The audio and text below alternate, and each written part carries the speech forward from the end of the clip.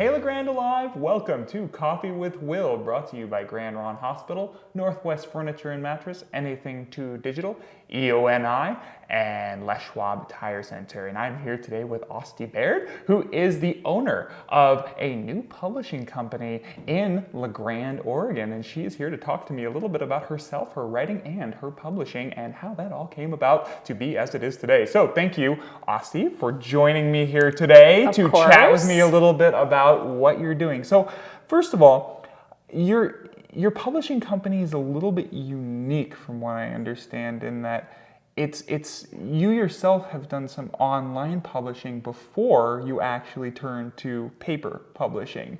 Correct. How does your publishing company relate with sort of the online world? Intimately. Oh, okay. It is entirely based on that knowledge. So when I started writing again, as I wrote when I was younger and then sort of set it aside, and when I started again, Instagram just was this natural avenue. Mm-hmm. Where else am I going to keep it? In a binder by the bed? I mean, we're past that age in life, right? Like we're to the digital age now. Sure. Yeah. So Instagram was a natural avenue, and when publishing on Instagram, it's this huge community of writers, so many.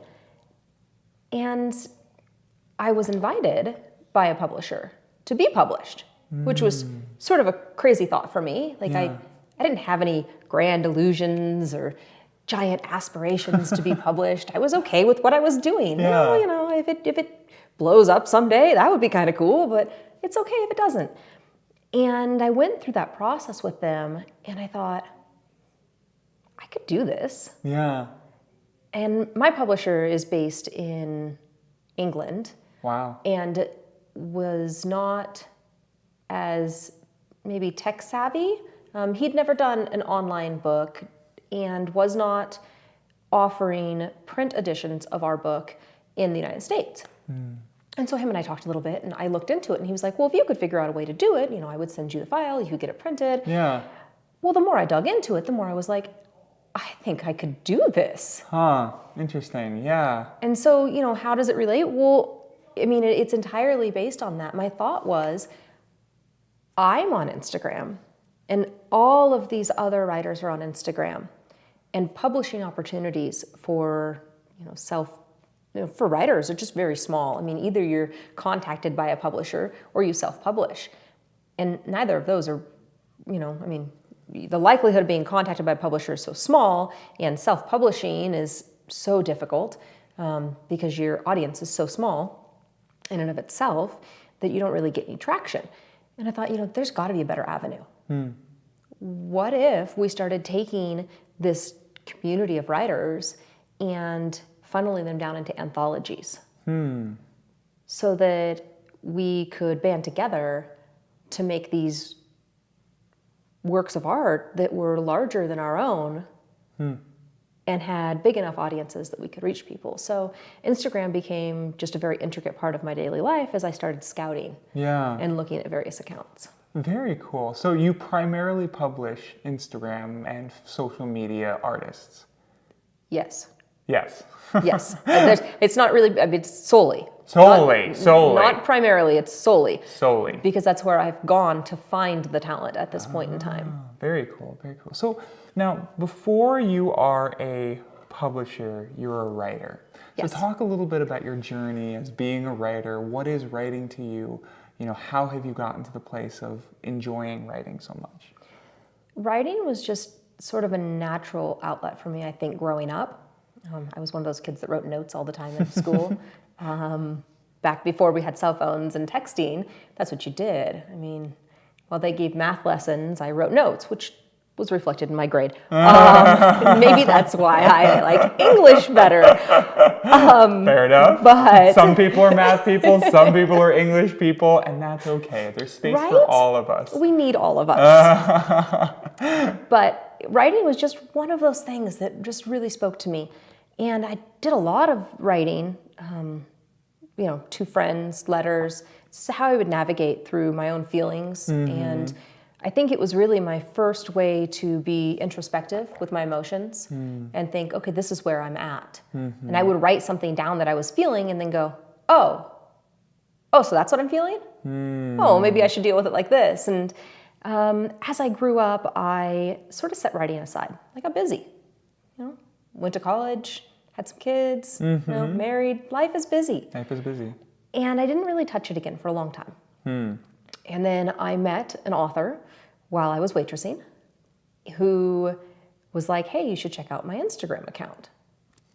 Instagram account. It's a very, very modern right? sort of writer's thing to say, yeah. Instagram account, like who writes on Instagram? That's a thing. And so that night after I got off work, I sat down and I looked at his Instagram account and started sort of digging around and I was like, oh man, I miss writing poetry. Yeah. So, at like 3 a.m.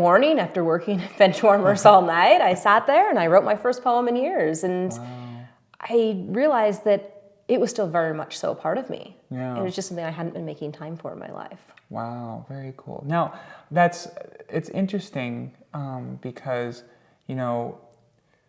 poetry is very, very personal to us. It's I once heard the quote, I write so that I can find out how I feel about things and how I think about things. And you mentioned that it's almost a process of discovering feelings and parts of yourself and sort of giving them words and giving them names.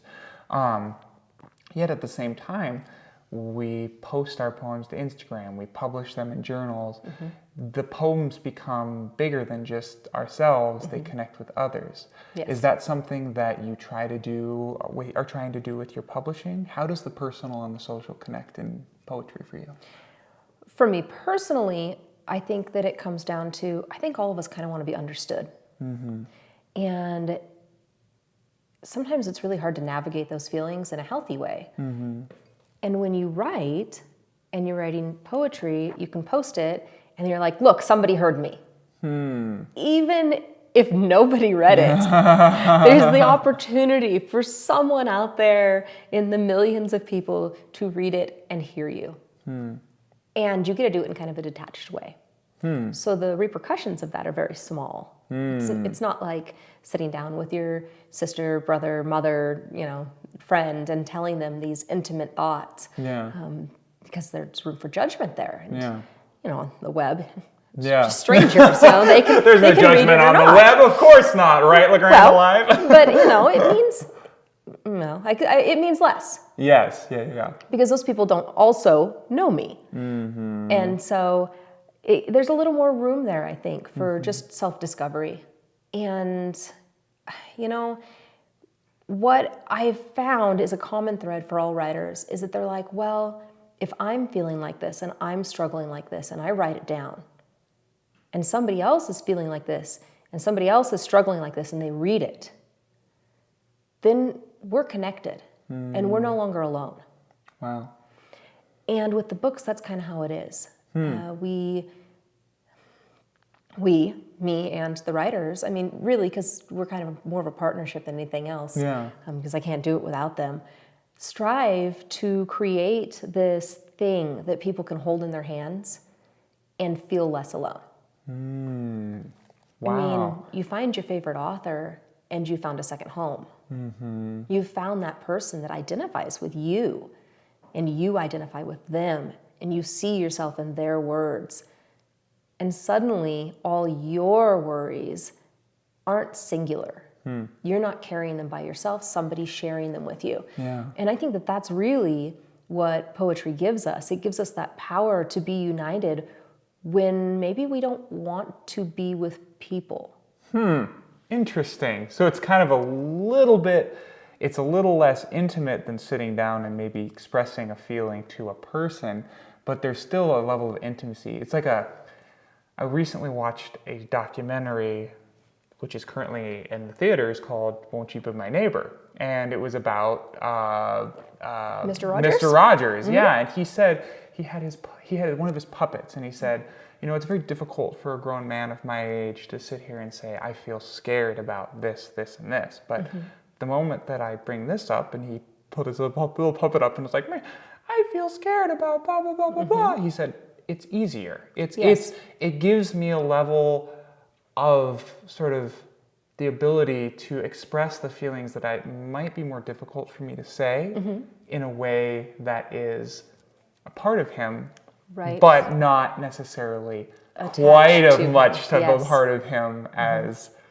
it would be if he was just saying it. It's kind of like that. Yes. Yeah. Yeah, I think it gives you the ability to express those feelings and to feel those feelings without them being attached to your identity as the world sees you. So it doesn't lessen you or undercut you, that strong facade that you've built up, but you're still allowed to feel them. Interesting. That's a really interesting. I've never heard poetry looked at in that way. I mean, I've heard it kind of looked at as sort of a means of self-expression, but that's a very, very astute way of putting it. So very cool, very cool. So speaking of books, let's talk a little bit about your book. So tell me, first of all, show the camera here what we got. Tending Broken Stems. And tell us a little bit about it. So this is the first book that I did. I'm actually in the process of doing a second anthology. And Tending Broken Stems was sort of my jump. I'm going to be a publisher. I'm going to do it. How do I do it? I don't know. Let's figure it out. And so that's what this book is. This is me figuring it out. And I have, let's see, there are 10 different authors, and you can see there's one. There you go. 10 different authors inside, and they're all listed. This is my proof copy, so it's got marks in it. But, well, you know, I'm a publisher. I got to do some work. Yeah. You know, it's got all the different authors are listed. And I think probably one of the most thrilling things about it for me was there were 10 people willing to let me publish their work. I mean, poetry's part of you when you write it. Yeah. So to trust somebody with your work is a really big thing. Yeah, totally. And there were 10 people willing to let me do that. So that was it was a really cool adventure with them. Navigating exactly what we need to do, not just to publish, but to promote and make it a product that people could connect with. Yeah. And that they could pick it up and feel like, oh, okay, this is worthy of spending some money on. You know, somebody didn't print this in their garage. Yeah. No, it was my living room. It doesn't look like a living room print. Let's just put it that way. It looks very professional. Well, thank you. Yes. But it was a really fun journey. Sure. And as soon as I started it, I realized that I wanted to continue to do it. Very cool. So I started making lists of all the different types of themes that we could do anthologies on. Yeah. And I've got one called Splinter Souls that I'm working on now. I've got half of the poems inserted in it. So it's coming along. And there's 8 women who are a part of that one. Wow. So women only, which was interesting. It was not actually intentional. It's just the way it worked out. And it's all about mental health and that journey through depression when from the slip, when you start to fall, and then you're sitting in the middle of it and you feel so alone, and then you start to see, okay, if I climb this way, maybe I can get out, and then the looking back and going, hey, I think we did this. I think maybe I'm on solid ground again. And that's been a really fun journey as well. Because much like this book, it's really just a huge connection to people. Yeah. So for this one, each author in here has 20-ish poems. Wow. And you get a real feel for who they are. Yeah. And how they look at the world. And I really enjoy that about this particular one, that you get to meet these authors and you're reading their words and their voice is clear. Splintered Souls is going to be a little different because as I sorted through the poems to put them into sections for the authors, I realized that there's this flow to each and every section or each and every author's selection that it would be silly to ignore. So I look forward to seeing how that shapes up in its entirety, but we're working towards it. I mean, realistically, it'll be out by the end of October, so it's not far out. So talk a little bit maybe about the type of and the quantity of work that goes into publishing a book. Because, we go and we just buy books or we get a book from the library. We just kind of go and get books and we just take it, it's kind of like a groceries, you know, like we go, there's the lettuce, there's the bell peppers, there's the carrots, there's all the things, and we just take them, but we don't really understand all of the stuff that goes into it. So what kind of work is involved in publishing a book? Well, let me tell you what it's not. It's not simply putting the poems into a Word document and then getting someone to print them. Oh, man, that's and I definitely learned that the hard way, because I genuinely thought, well, I'll get them to send me their poems. We'll put them in this Word document, and we'll just print them off, and we'll send them to the printer, and it'll be no big deal. Wrong. Apparently, after all this time through college and teaching, I don't know very much about Word. I didn't know that there was so much I didn't know. And there was a lot of hours spent just going, why can I not get these margins to line up? Why is it inserting these invisible pages that only show when I print? Why? I mean, a lot of little stuff like that. But then beyond that, it's the advertising of it, promoting of it. How do I do that? Where do I go for that? I mean, we use social media, but there's got to be bigger, greater networks than that. So there was writing press releases, and each author got their own individual press release, and sending the press releases to different media outlets in their cities where they live, and to their alumni colleges, and all this stuff that I went, okay, let's do this. Setting up the business end of it, making sure that the equipment that I had at home was capable, that my computer was fast enough, that it would store enough images, learning how to change the quality of an image once it's been sent to me. You know, there's a lot. Little things, lots of little things. Lots of little itty bitty baby steps that it makes you sometimes feel like you're not conquering anything at all. And other days you're like, wow, I felt like I worked all day long, but I have nothing finished. Absolutely. Well, very cool. So, you know, I kind of want to go back to the previous subject that we were kind of talking about, the social media poetry, and how it connects with real, tangible books. Yes. You know, like personally as a reader, I enjoy tangible books. You know, I have a hard time reading things online. Yep. It's very difficult for me to connect with something when I don't have something tangible to be able to read it. So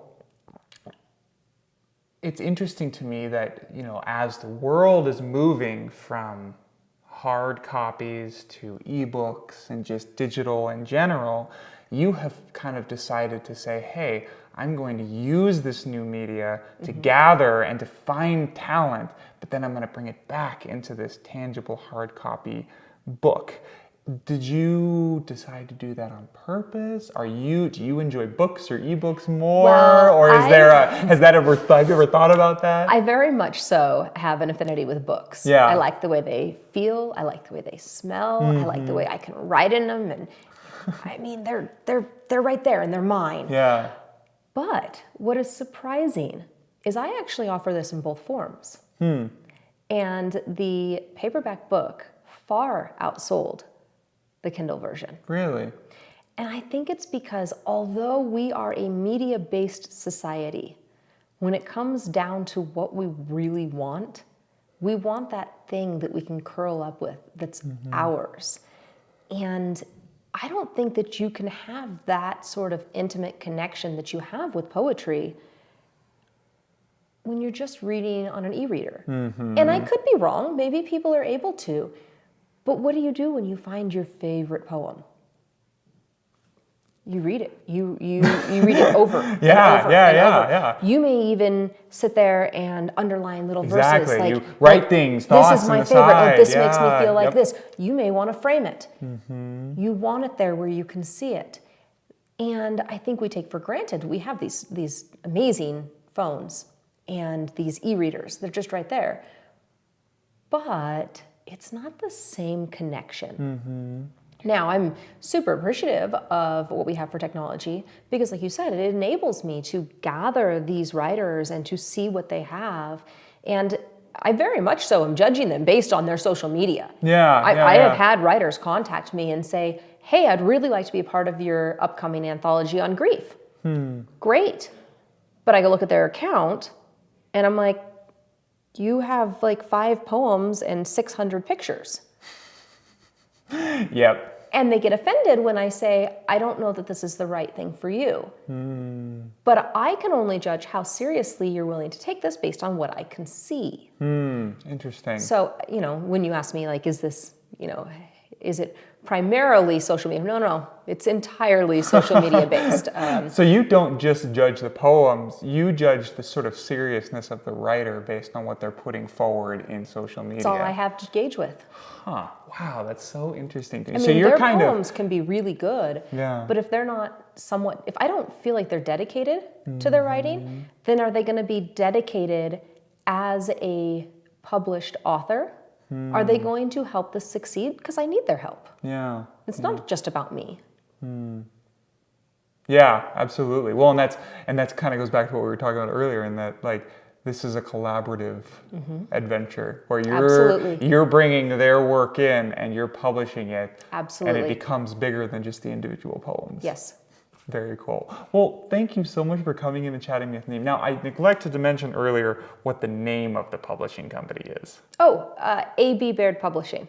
A.B. Baird Publishing, LeGrand Alive. So if you're interested in knowing more, you can check them out on the web. Yes, we have an actual website. Yes. There you go. And probably, I'm guessing, social media channels. Definitely have Instagram.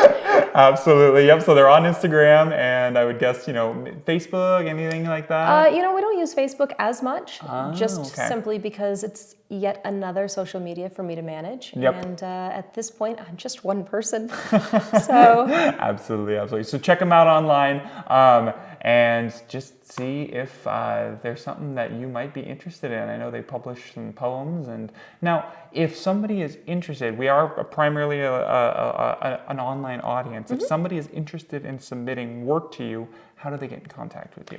if they were to go to our Instagram or they were to go to our website, our email is at both places, and we would gladly receive an email and talk to them about submitting work to see how they fit in upcoming things.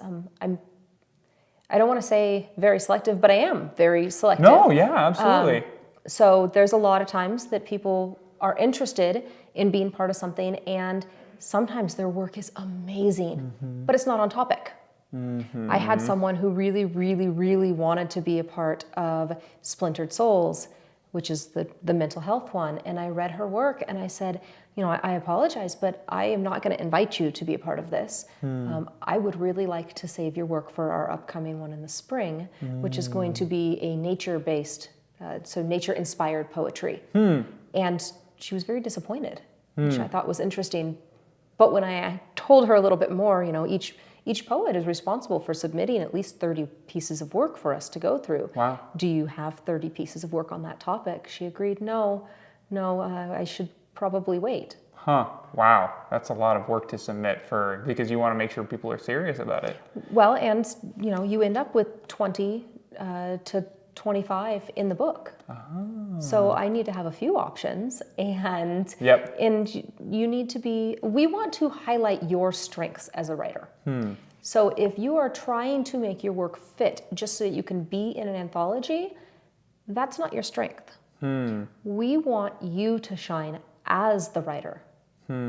So I want to put you in the anthology that you really belong into, because that's the audience that you're going to most connect with then.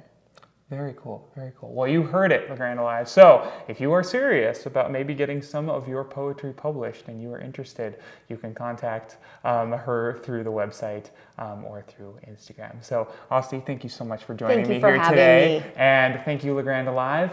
This show was brought to you by Grand Ron Hospital, Northwest Furniture and Mattress, Anything to Digital, EONI, and Les Schwab Tire Center. We will see you next time on Coffee with Will. I'm Will Bowman. See you next time.